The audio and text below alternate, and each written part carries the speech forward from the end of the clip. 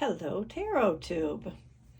So today I'm going to talk about creating a screen, which we're going to call a Tarot Masters screen, that you could use while you're reading your tarot cards. This is just a prop. I'll put it to the side. So what am I talking about? So there's a thing in the world of role-playing games called a Game Master's screen. And this is what it looks like. It has two sides, and on one side you have information about your game and rules and stuff. This one, it's kind of marked up with notes that I'm using for a game that I'm playing. This is a Dungeons and Dragons game, and they come sometimes with a back. So this is what the players would see if you're sitting at a table, and then this is what you see as the person who's running the game, your notes about how to make judgment calls, enforce the rules, that sort of thing. So that's a GM screen or a DM screen if you're in Dungeons and Dragons. You can also get them, that one is like a pre-made screen that was gifted to me, but you can also get them that come in as a folder like this. They'll have 4 or 5, 8.5 by 11 pockets that you could put anything into. And the back, sometimes they'll have artwork on the back for the players. Sometimes not. This one, you could take these out and put other things in. So before I show you how to make one, which I'm using the pocket folder style, you don't actually have to go out and buy anything, probably. You could use other materials. So, for example, the first screen I ever made was just out of some, what do you call this, core poster board that was left over from my daughter's science fair project or something. So this is probably like 12 years old or plus, and I just found it in a closet, and I use this. Just created folds and really didn't spend any money on it except the photocopies from the book. You could also use just a file folder like this, right? And you could just put your information here, and then when you set it up, it'll stand, right? So you don't have to spend a lot of money, is my point. Put that away. So here is a reasonably priced thing, but like I said, you don't have to spend money. So what I've done is, this is a screen that I use for a different game. This is the role-playing the tarot game that I'm developing. So that's what's on this side. I'll flip it up. Look, it's upside down because I don't really want you to see those rules because they're in progress. I'm making them up. So what I did was I found some charts that were meaningful to me. So, for example, these are keywords, little meanings for, whoops, wrong thing. No, that's right. Forget I said that. I'm not going to edit this. So what these are affirmations for all of the 78 tarot cards. And I got these from Benabel Wen's Holistic Tarot, which is this book here. She has been a very big influence on me in how I read tarot cards. And this is something that doesn't just sort of pop to mind. I don't remember all of this, but I find it really helpful when I want to create an affirmation for a card. And I rarely use exactly what she has said, but I do use that as a jumping off point. So that is a useful piece of information for me to put on my personal screen. On this page, let's see if I can square that up. I'm not sure I did such a good job here. You'll see some numerological correspondences. This is also from Benabel Wen. And I'm going to show you how I would make, so this is the second page. You can see this starts with 4. So you could see that's not the complete thing.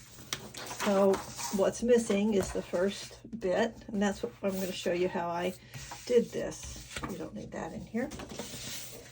So first I had some old scrapbook paper. I don't really make scrapbooks anymore, but I cut that out to fit.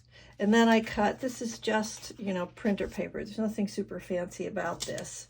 So this is the first bit of the numerological correspondences. So now I'm going to do the next page. So let me just push this out of the way. Got too many things to look at here. That's a distraction. So now I need to arrange this page so it's going to make sense and follow in with the one that's going to follow it. That didn't come out right. Now I also am very interested in elementals, and this again is Benebelwen's. So there's that. And now, but this is not the only numerological correspondences that I use. I'm also very interested in the numerological correspondences from playing cards. Now this is part of a little chart. I think I'll cut off that red. This is part of a little chart that I got in a class that I took with Kelly at Truth in Story. So if you're interested in learning a lot about traditional reading of playing cards, you might like that course. So I want to put this in there as well. I usually can remember this pretty well, but not always. So I'm going to put that there. And then, yeah, that's all I'm going to put on this page, I think. This is another little element, but I tend to really remember this. If it's an even number, it's stable. If it's odd, it's active.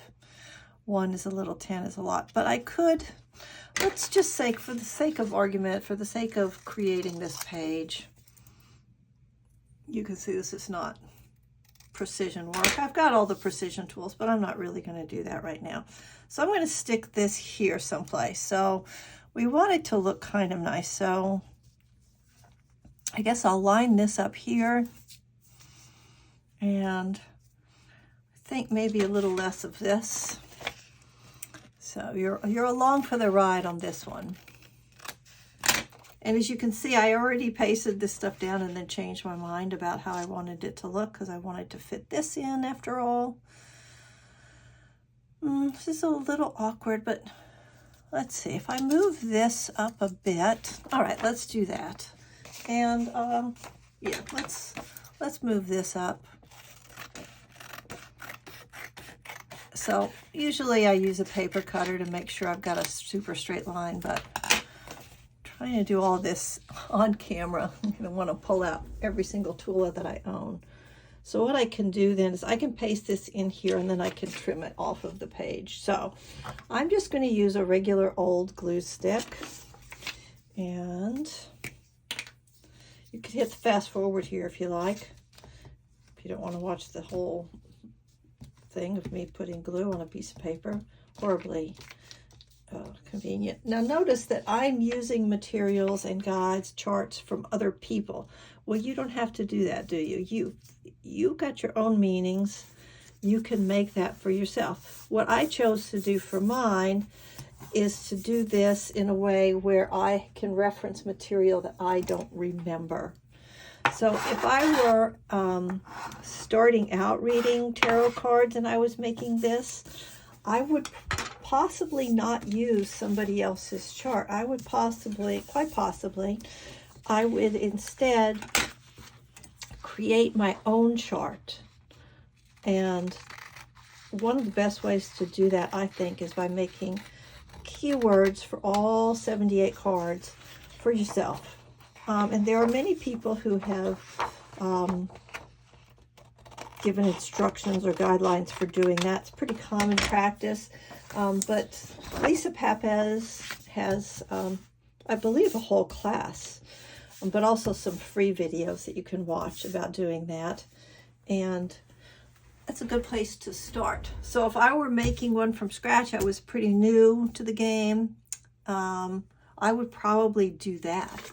What I want to do here is I want to put information in here that I've studied, that I like, but I just can't remember it all. It's a lot of information. So this is what I'm going to do to make it useful to me. And that is actually what a game master or a dungeon master's screen does. It gives you reference for all those rules and things that maybe you just can't remember it all exactly. There's a lot to remember, right? And if you're reading intuitively, of course, and I do, then you don't want to have these things in front of you. You want to be keeping an open mind. What did I do with that little box? Nope, that's not it. Okay, but this did open up my space for this better. All right, so I'm going to stick that on.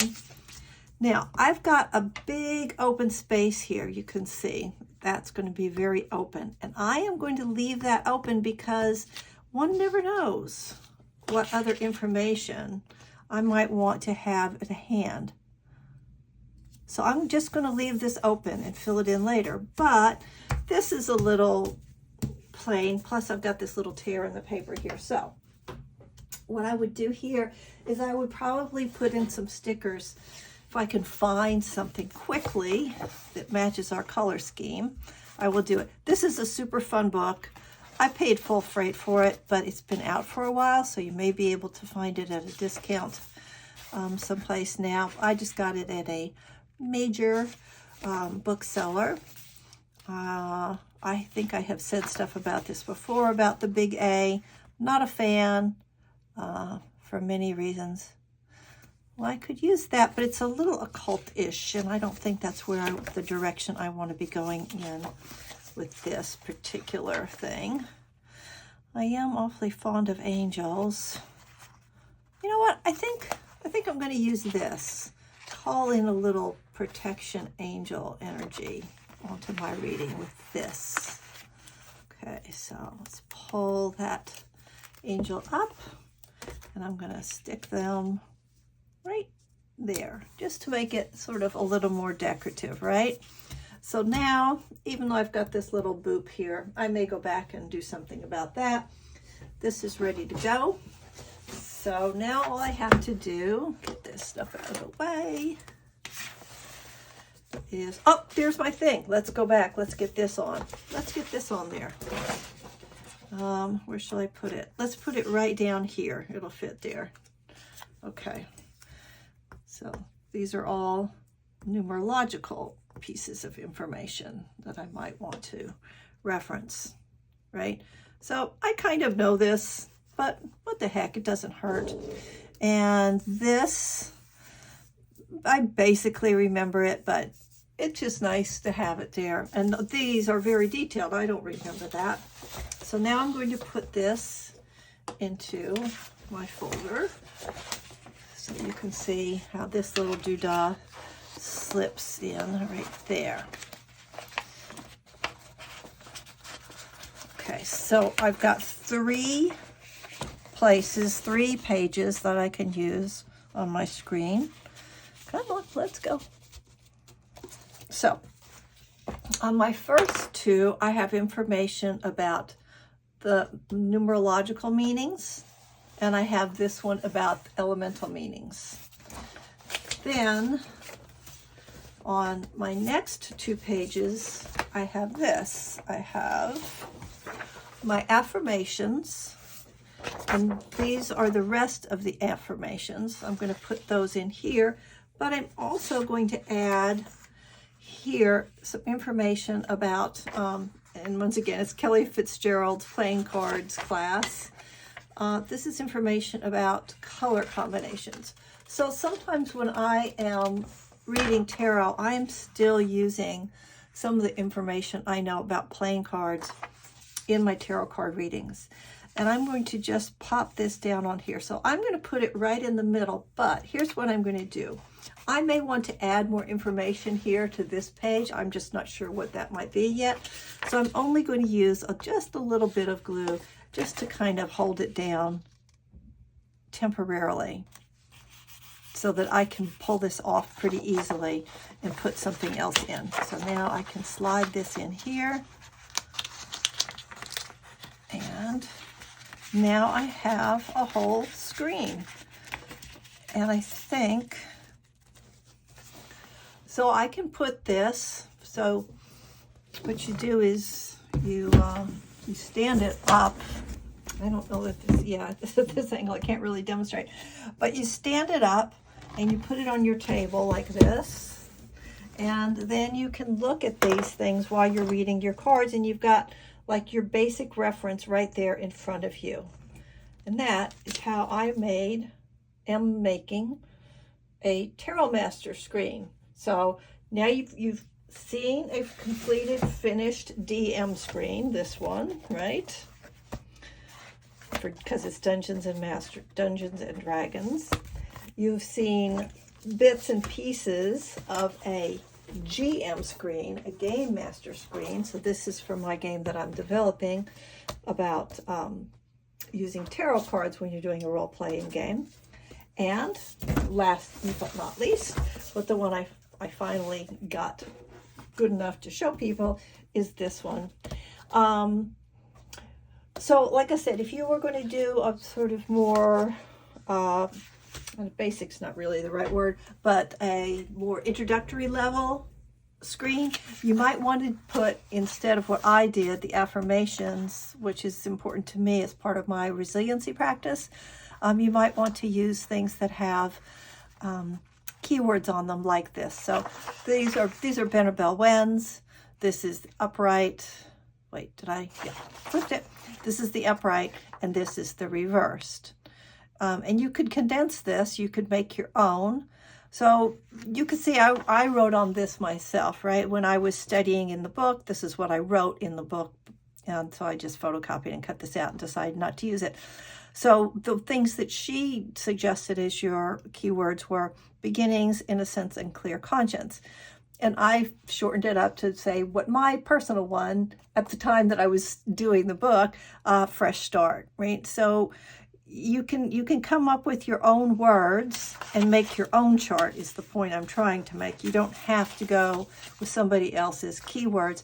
And in addition to that, when you're reading with the deck, so let's pull out my little, what I just had for photos' sake. You're going to get a book with it, and you're going to read it, and it's going to have keywords in it, right?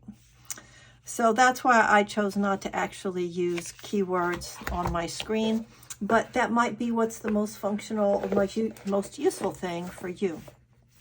Anyway, I hope you found this entertaining and useful. Hope it was, something adds a new idea to the community. If you decide to do something like this, I would love to hear about it. I would love to see it. So please put it in the comments below so I can go look and see what you did. And thanks for watching. If you would be so kind as to hit the like button, it would just mean the world to me. Take care. Enjoy slinging cards. Find joy. And see the best in the world. There are good things out there. Bye-bye for now.